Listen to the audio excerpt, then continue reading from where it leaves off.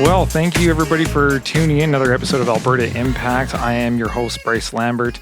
Super excited to have our special guest in today, Sharlene Rutherford, President CEO, Royal Alexandra Hospital Foundation. Sharlene, thank you so much for joining us. Wow, it's great to be here, Bryce. Thank you so much for having me. Definitely. You are a plethora of knowledge. We talked off camera here for a little bit before we got started, and you have such a unique insight and such a, like I said, a wide berth of knowledge about the health sector and your position, your role, and some of the really great things you're doing, more specifically towards women's health, which is such a important topic, and I think an underappreciated field that needs to be more researched and given more attention, both not just here in Alberta, but around the world. And you're part of a bunch of other initiatives, one more recent that I really want you to talk into. So how about first off, you tell us a little bit about yourself and, where you come from and how you've gotten to where you are today. Oh, sure. Thanks.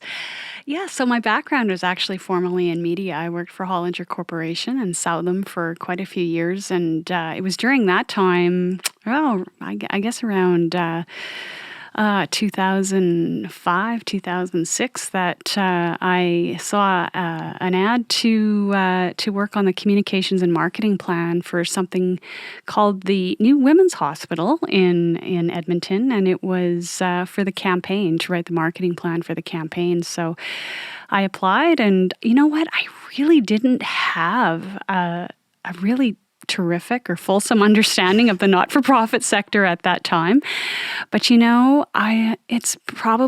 is the best thing ever. I have to say that in very few professions do you wake up and your feet hit the ground each day and you're motivated to really make a difference. And you can see the difference you're making right there in the space in which you're working. And in this case, it's at the Royal Alexandra Hospital Foundation. And you're right, the Royal Alex is a massive campus, and it covers a lot of areas of care, from orthopedics to cardiology to to ophthalmology and trauma and emergency services, and of course the Lois Hole Hospital for Women, so women's health too. So it's a massive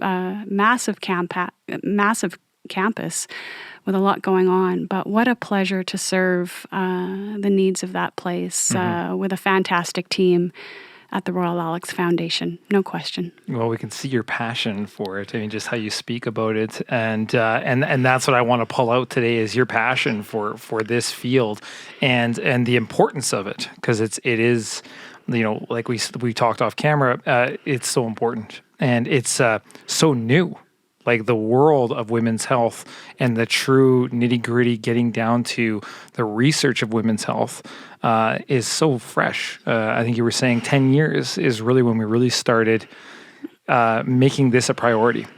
Well, and it really did start with community leadership in Edmonton, who first identified that, rather than expanding the current women's health program, why don't we really go for a hospital within the hospital at the Royal Alex campus, have a dedicated women's hospital that will grow excellence in care for women's health in our city, throughout Northern Alberta, and in fact, the entire province. And, I really have to credit the visionary leadership of many in our community who saw that as a potential and made it happen. It was an idea that came from community leaders, not the health system itself. But thankfully, the health system at the time, Capital Health, saw the wisdom in that and understood how community support would help build a fantastic hospital, and it truly did. Today, the Lois Hole Hospital is one of Canada's premier women's hospitals. It's one of the few hospitals that has its own dedicated operating suites, covering not just obstetrical care in cesarean sections, but also also gynae oncology. We have a whole surgical suite for our gynae teams of multiple theaters, including a dedicated robotic surgical theater. We have a lecture theater in that hospital. We have a rooftop healing garden. We have training space, a virtual training space for trainees. It's a hospital that has,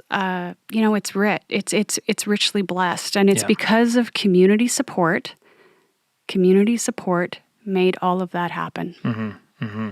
Yeah, I love to hear that. Again, we're a leader. Alberta's a leader in the country, and that's great to see that it's a public initiative, that it's people getting behind it that has made it what it is today.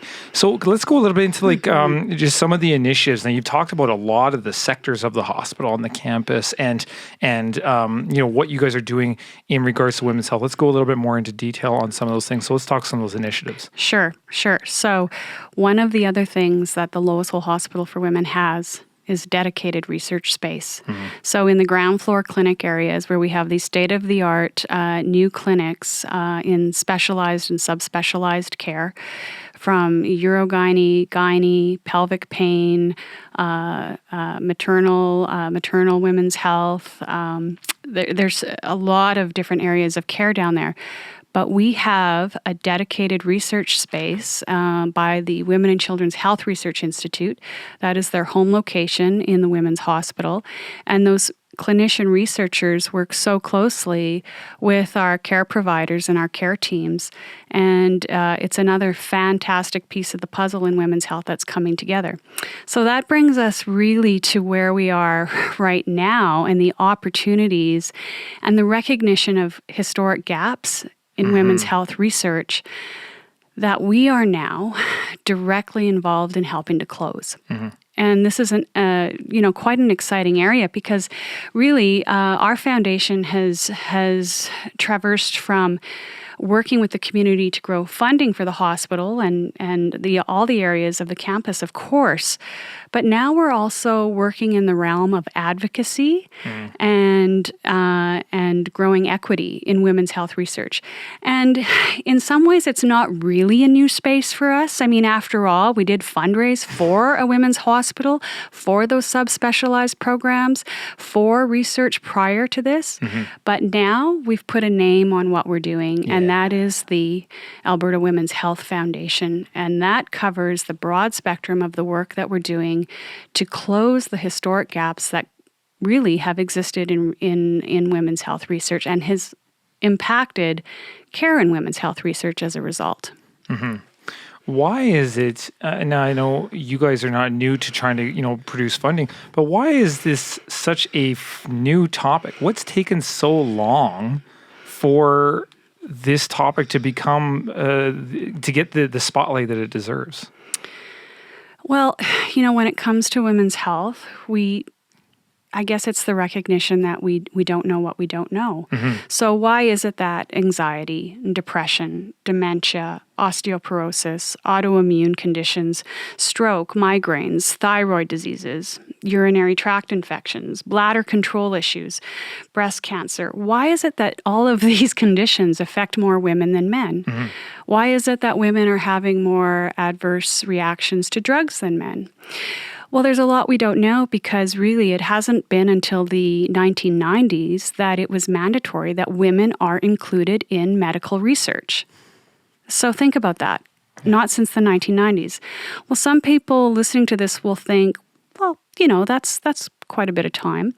Well, when you consider that it can take up to 17 years for the knowledge gained in research to translate to a product or to a protocol in care, it can take up to 17 years. It goes to show we're really only just getting started now. Yeah. That's why there's gaps. Yeah. That's why there's gaps in knowledge. Yeah. Why is it that 30% of women suffer menstrual cycles that are so painful that they miss work? Why is it that it can take up to 7 years for a diagnosis of endometriosis to take place? Why is it that there's still little knowledge on perimenopause and menopause? And why is it that so many women who are at the top of their earning power after years of working hard leave the workforce because of the debilitating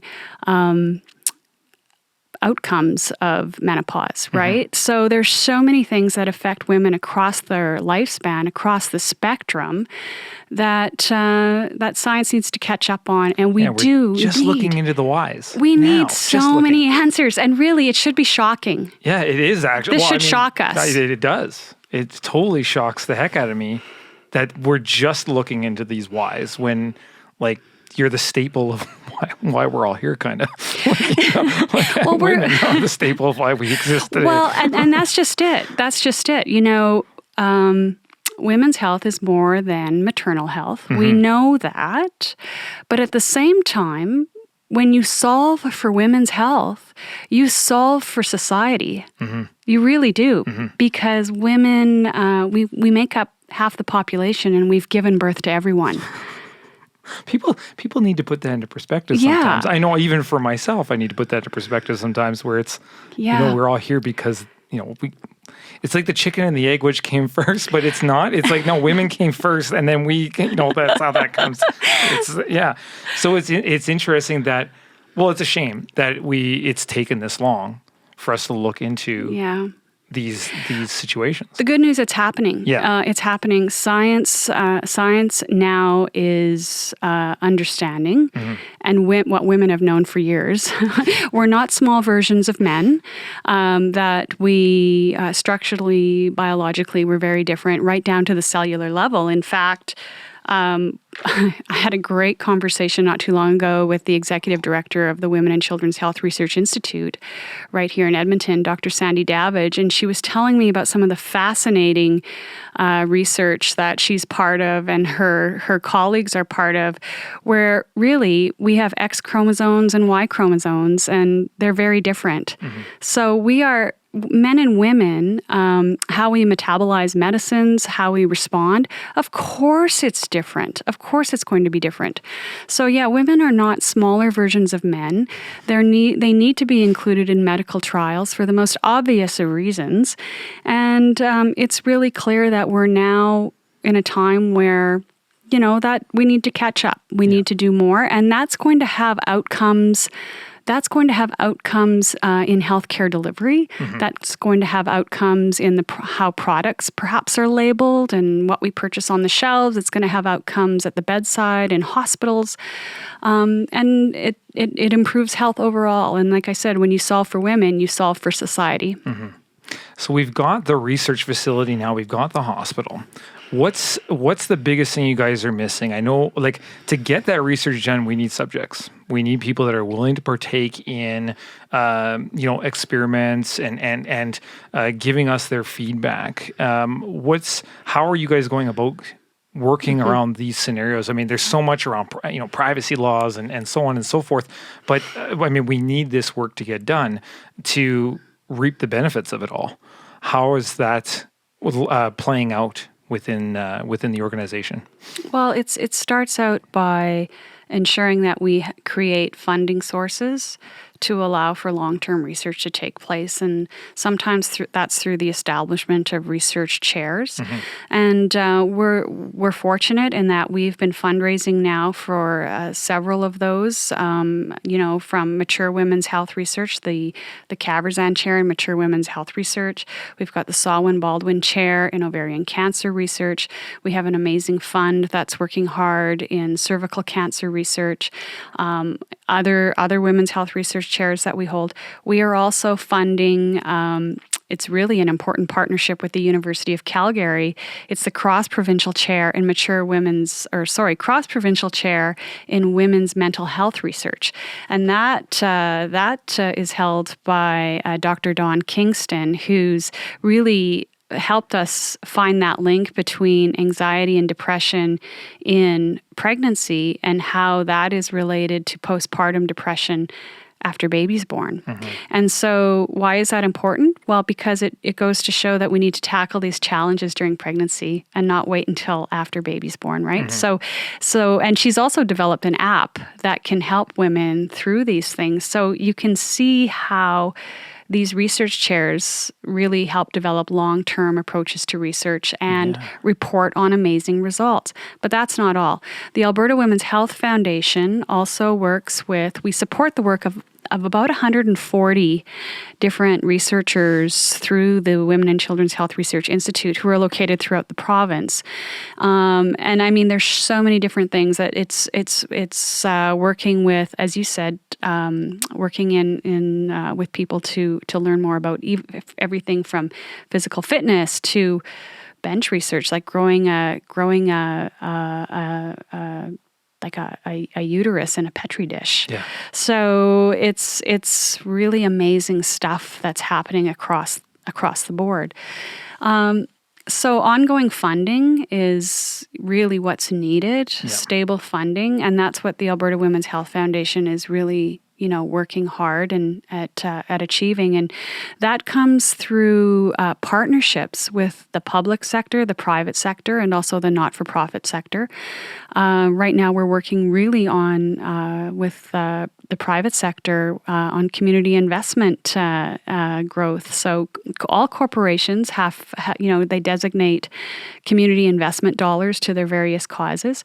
We want them to understand that women's health is a very important cause. It's societal. It impacts all of us. It even impacts our GDP, right? Healthy women do a lot of terrific things, including lead companies forward. So just fantastic work on that side. And we're really only just getting started, as you know.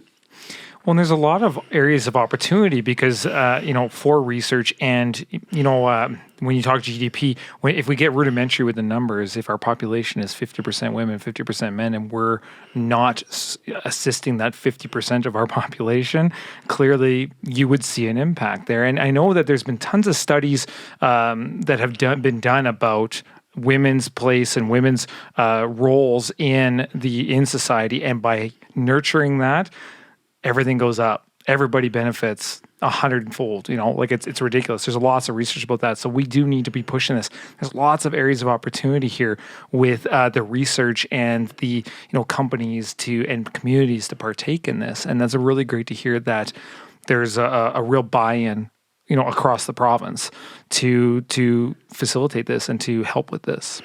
And it's also working at a national level too. So one of the things that I've been so privileged to be part of is to be one of the founders of Women's Health Collective Canada. And that is a national entity that our foundation has really helped to develop alongside our two partners, BC Women's Health Foundation and Women's College Hospital Foundation in Toronto. Wow. So these three foundations, the three of us together, what connects us, what makes us unique is all three of us support women's hospitals. All three of us support institutes of research. And those research institutes are also working and collaborating together. So this is pretty fantastic stuff. When you think about, and speaking nationally now, okay, when you think of the billions of dollars that are invested in, I'm going to use air quotes here, the health and beauty market for women, right? Because we all need that miracle in a jar. When you think of the billions of dollars invested there, and you consider that 1% of salary grants are awarded in women's health research, medical research every year, there's such a disparity. Holy moly. Such a disparity. And so we're trying to refocus the research. We're trying to close those gaps and fund the facts. These are all things that Canadians need to understand. Canadian women deserve better. Yeah. We need to have more knowledge in healthcare research and improve the lives of Canadians from coast to coast and from all parts of Canada and all women wherever they live. And for some women, that means remote locations where there isn't always access to healthcare, and understanding how they respond to healthcare differently and understand what their unique needs are in healthcare. So these are things that also the Women's Health Collective Canada and Alberta Women's Health Foundation are working on together with our two partnering foundations. So it's really exciting. We're just getting started. But how fantastic that Alberta has a seat at this table, along with the bigger players like BC and Toronto in Ontario, where this work is really flourishing. So, our Women's Health Research Institute, as I said, led by Dr. Sandy Davidge, and is home to a number of fantastic women's health researchers, collaborates so closely with these other two institutes. And there's no question we have no place to go but up. We're going to do great things. That's great to hear. Now that we're talking a little bit on the national scale, across the country here, what are some of the areas of opportunities you feel that Alberta could have, or that we need to explore, that maybe we're seeing that, our Eastern partners and Western partners have over top of us? Where can we get it better in as a province? Well, I think this is something that we can do, start to do differently in Alberta, is we need to collectively start thinking about women's health beyond maternal newborn health. Women's health that's an important part of healthcare. There's no question. Yeah. And the research in there is important, no question. But women's health is beyond maternal health. Women need to be healthy before their childbearing years, long after their childbearing years. And women's health is also beyond what some researchers call bikini medicine or bikini research health. So really breasts and ovaries. I mean, there's a lot to be considered in that whole spectrum of women's health. So we're talking about understanding at the cellular level how we're different. All the way through. So that's what I would encourage in Alberta, is a more comprehensive view of what women's health really is. And perhaps the pandemic is a good example of this. We know that COVID-19 has disproportionately affected women. Women have left the workforce in droves in order to care for children, in order to care for aging parents and other relatives, and to shoulder and to bear the burden of taking care of the home. And they've done so. They've left the workforce. Some of them don't intend to return. The Alberta Women's Health Foundation, we did a survey of Albertans, and we're going to be releasing that fairly shortly. And some of the things we heard were just heartbreaking, the stress, the anxiety, and the loss. Women are mourning the loss of what they once did prior to the pandemic. We heard that. And that's such a shame. But this goes to show you how the impact of disease can disproportionately affect one part of the population differently than another, or more so. That's women's health too, right? And that also is its own, there's a huge component of research there and the outcomes of what this will mean. They call this the she-cession of our time, right? Because it hits many people, many experts have commented that this pandemic have placed women back in so many ways. So, this is another way as Albertans, we can all come together and say, let's try and make sure that healthy women everywhere who are capable of anything are given the opportunity to do so. We talk so much about like the mental health, and that's a I can only imagine the game that is in women's health, because the hormonal differences, and the different stages of life from teenager to getting into the elderly years, the mental health is such a unexplored world to begin with. And that's speaking from a man's perspective. I can only imagine how unexplored it is on the women's perspective, because of, like I said, there's just such a different, it still baffles me that we're just talking about how different men are to women when it comes to physiology. It still baffles me. So I mean, the women's health for mental health is, I can only imagine with pandemic, like you said. with, I mean, when I'm doing this podcast, I'm speaking from a guy that knows very little and is not going to pretend he knows a lot.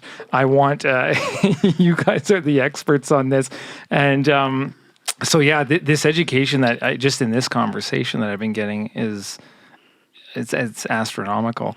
From the women's mental health perspective, what are some of the things, like you talk about this app, what are some of the other things that you're aware of that are out there that are really facilitating that end of things that maybe people should know more about?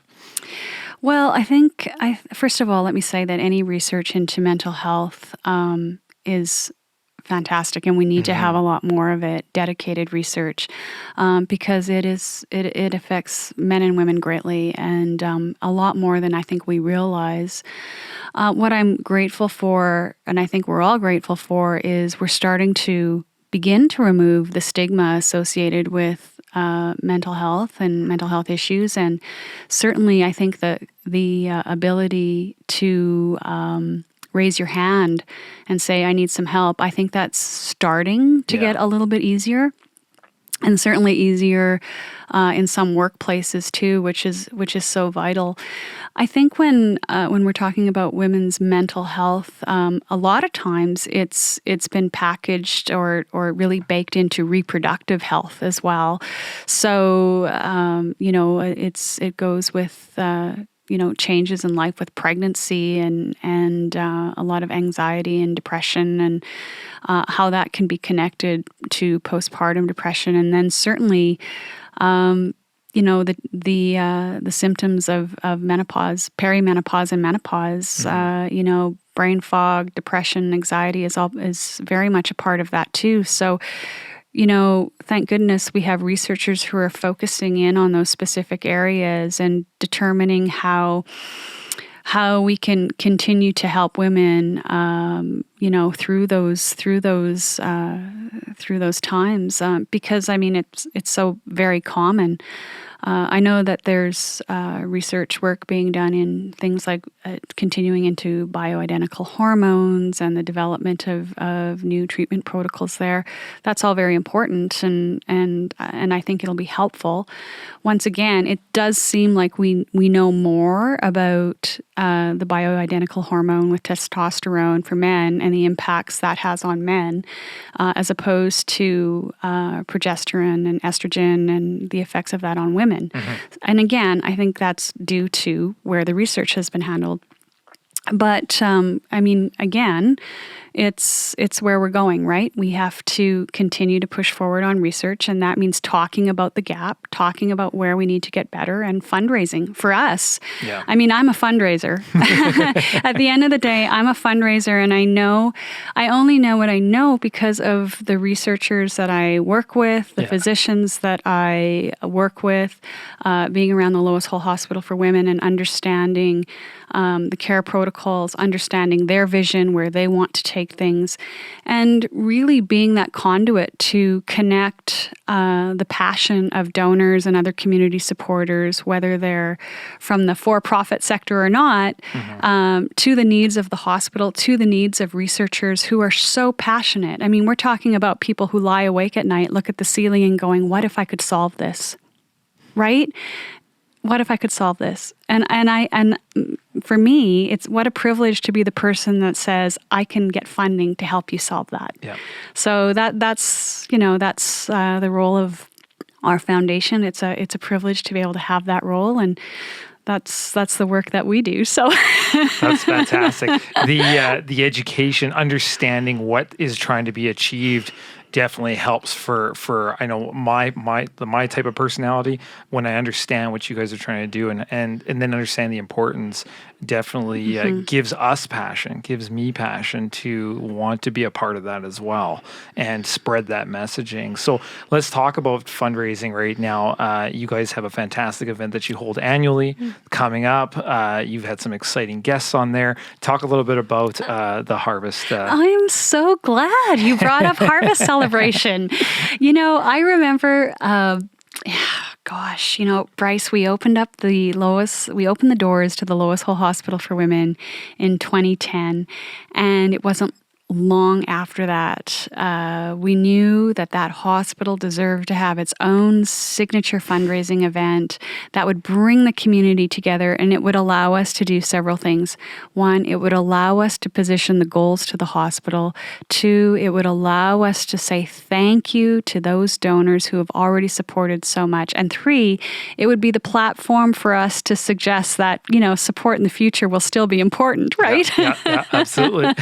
So all three of those things. And, we had such great volunteer power right at the very beginning. I think of women like Dale Sheard and Maureen McCaw and Anne McClellan and Lynn Mandel and Linda Hughes. And I shouldn't be listing all these names because I know I'll forget someone. Women like Olivia Beauty, so much passion for women's health and the growth of women's health. And we had, the incredible Dan Manning, who was on our board of directors at the time. And he was one of our first chairs of the Harvest Celebration as well. So all great work. And of course, John Cameron, the magic of John Cameron in putting together a show that really showcased Edmonton's outstanding talent, brought in some great guests. And between that and the magic of great storytelling about women's health and the inspiring stories of our patients, we created a wonderful event that remains in place today and has raised really millions of dollars for the Lois Hole Hospital for Women. It's because of Harvest Celebration and our, wide community of donors that we have, so many different things. Even the robotic surgical system.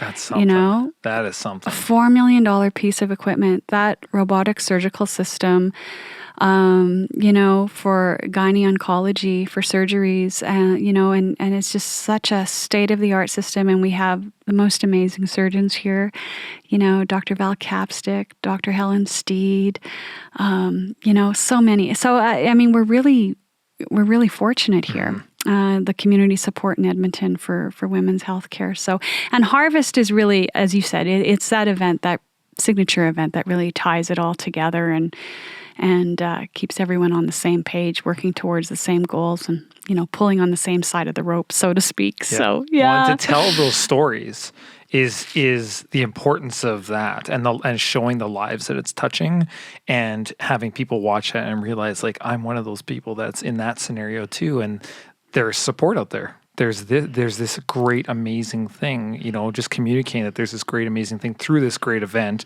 that it exists and that it needs support, and that in supporting it, it's supporting you. And that's a super great message. I know that I get from watching past events and being involved in past events, as just seeing you guys have a great community. And that's another thing, the community that's behind it. You've dropped some crazy, amazing names. But when that energy and that community that you guys have created to showcase the importance of and the need of, this is awesome. And the passion's amazing. I could talk all day about and mention a ton more names on women's health and people who have really, advanced women's health in this community through their incredible generosity. There's no question at all.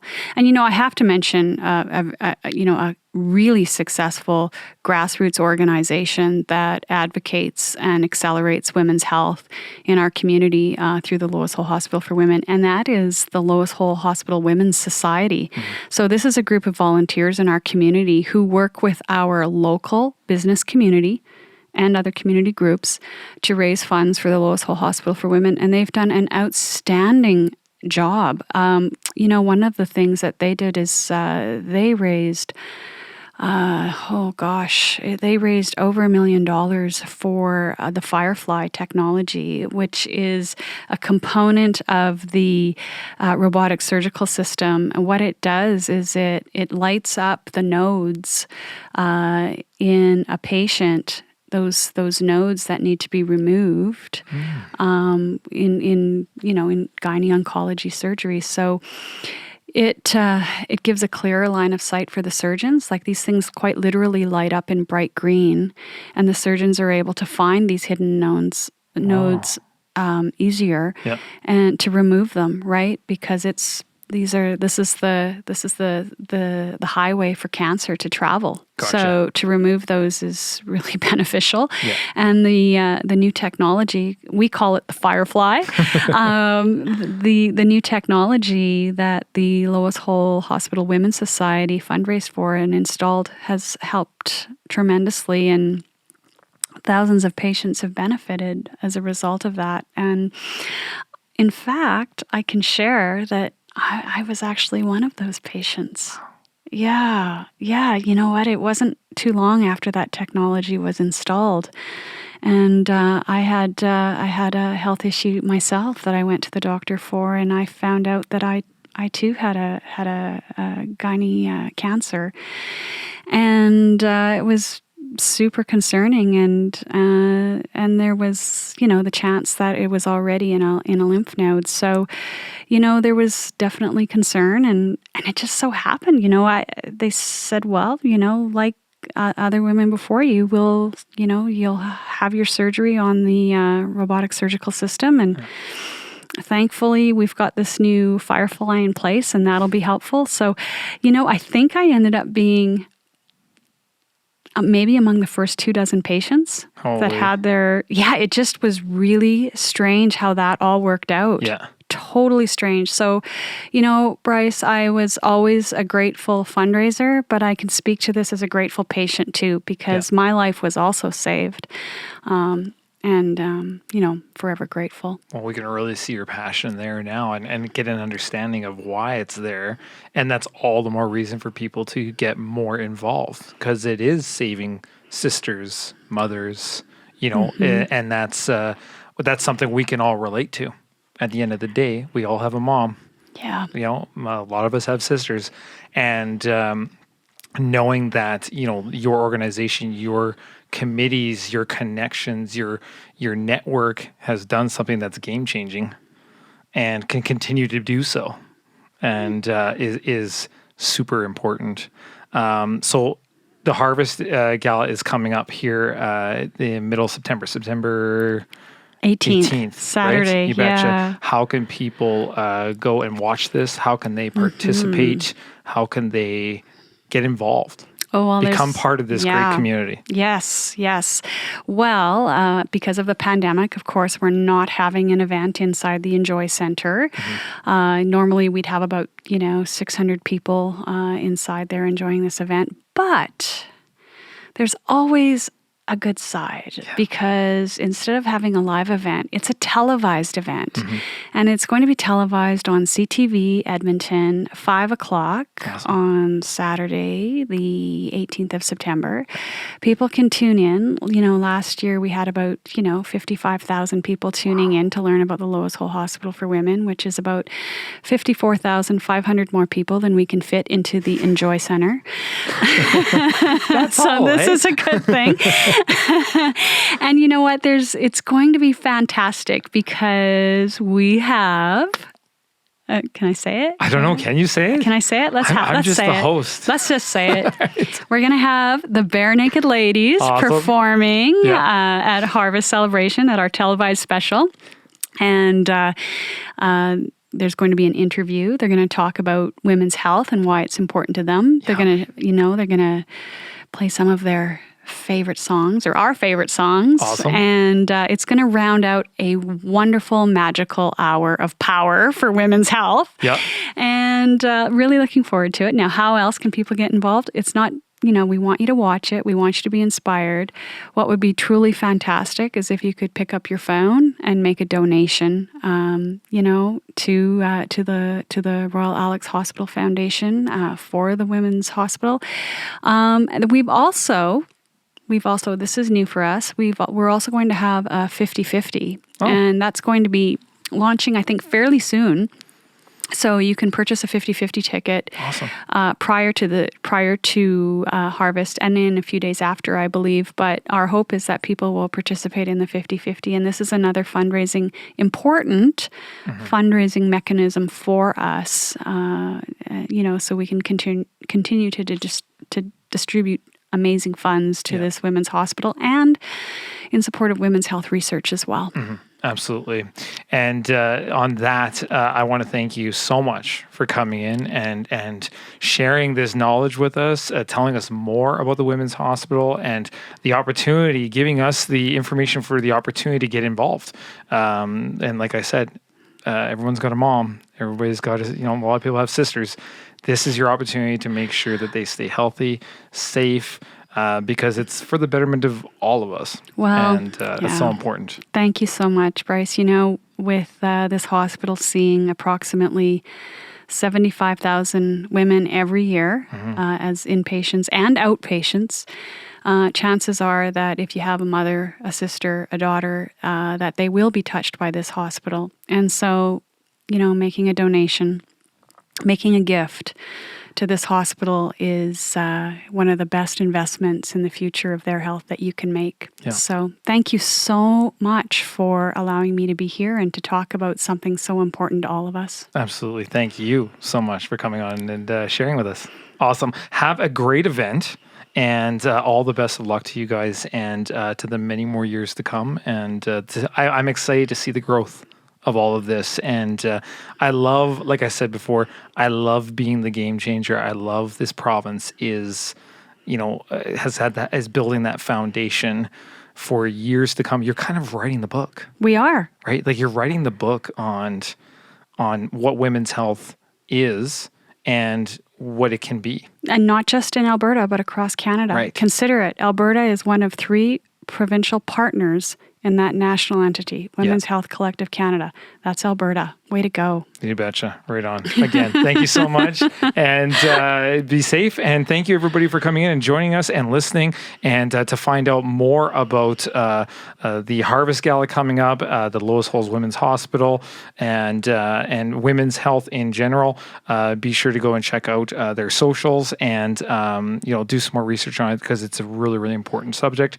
And if you're someone who's in need of women's health support, by all means, be sure to go and reach out. Don't be shy and don't be afraid because there's people out there that truly understand and are there for you. So again, thank you so much and stay safe out there.